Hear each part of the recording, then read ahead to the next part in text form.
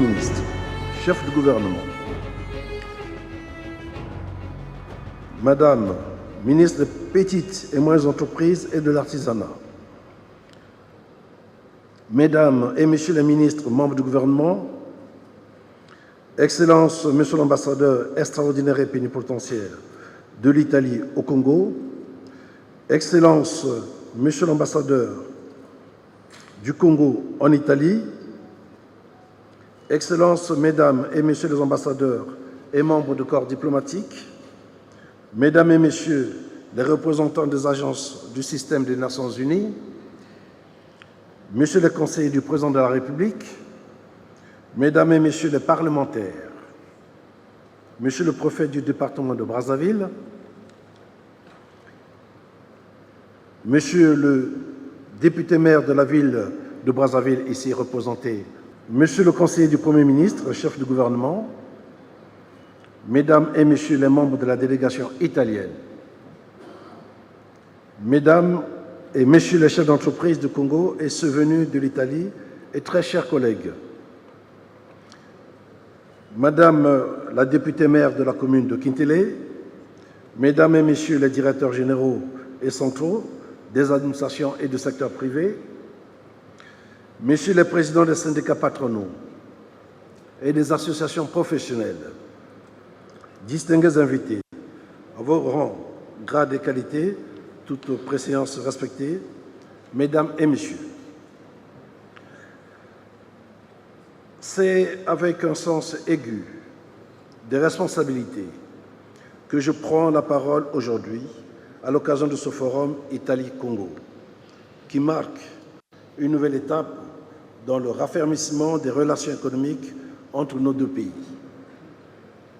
Cette rencontre s'inscrit dans le prolongement du sommet Italie-Afrique de janvier 2024 à Rome, où a été présenté le plan Mattei, une tentative assumée par le gouvernement italien de construire une politique africaine plus cohérente, plus réaliste et surtout plus partenariale. Aujourd'hui,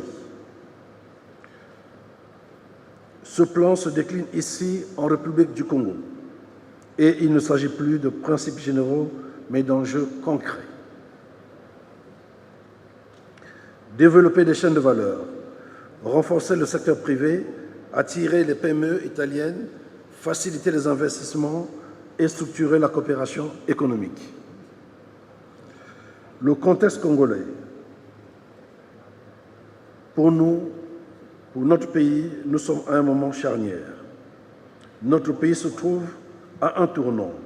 Après plusieurs années de résilience face aux chocs exogènes, qu'ils soient sanitaires, sécuritaires ou économiques, le Congo s'attelle à reconstruire une économie productive en s'appuyant sur des piliers clairement identifiés, à savoir l'agriculture, l'économie numérique, l'industrie, les zones économiques spéciales, ainsi que le tourisme et l'immobilier.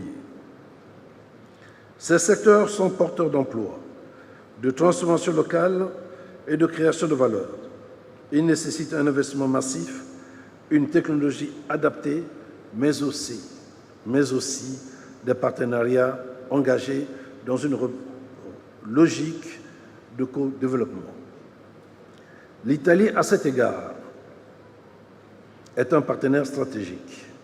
Sa tradition industrielle, son tissu dense de PME, son savoir-faire en matière d'agroalimentaire, de textile ou de mécanique peuvent répondre à nos besoins réels, pas théoriques. Je dis bien réels. En ce qui concerne le plan Mattei, qui est à l'ordre du jour, il s'agit d'un manifeste politique aux potentialités concrètes. Lancé par le gouvernement de Mme Giorgia Meloni, le plan Mattei pour l'Afrique marque une tentative assumée de bâtir une politique africaine cohérente pour l'Italie. Il ne s'agit pas d'un simple habillage théorique, mais bien d'un début stratégique, réaliste, certes encore perfectible, mais volontariste. Ce plan ne se contente pas de parler d'énergie ou d'industrie ou d'infrastructure. Il englobe la formation, la santé, l'eau, l'agriculture, l'accès à l'énergie avec une ambition claire, créer des chaînes de valeur partagées et éviter les approches extractives du passé.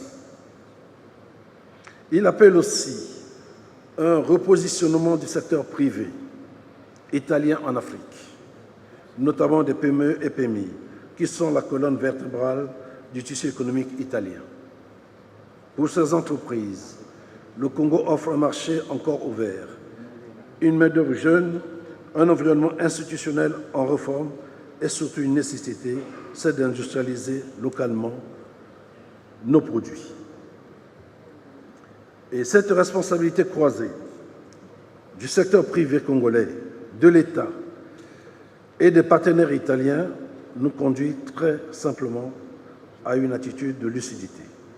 Ce partenariat ne se décrète plus, il se construit et pour cela, 3 responsabilités sont à assumer. Aux entreprises congolaises que nous sommes, j'adresse un message clair, mais bien clair. Il nous faut structurer, nous devons nous structurer une fois de plus, nous formaliser, nous conformer. Le plan Mattei prévoit des financements, oui, mais ces financements obéissent à des conditionnalités. Il exige de la rigueur, de la transparence, des standards. Nous ne pourrons pas accéder à ces opportunités si nous restons en marge des exigences internationales. C'est un effort, mais aussi une chance de grandir. À l'État congolais, ici représenté à son plus haut niveau par M. le Premier ministre, je voudrais rassurer nos collègues italiens et rappeler à nos collègues congolais que l'État congolais est à nos côtés.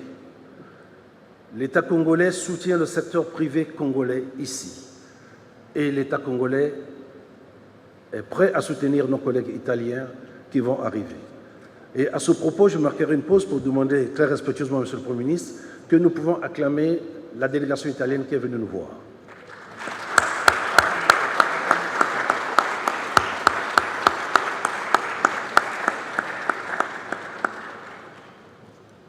Chers collègues italiens, ici vous êtes dans une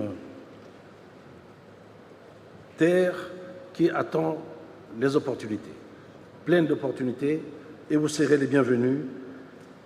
Et si le secteur privé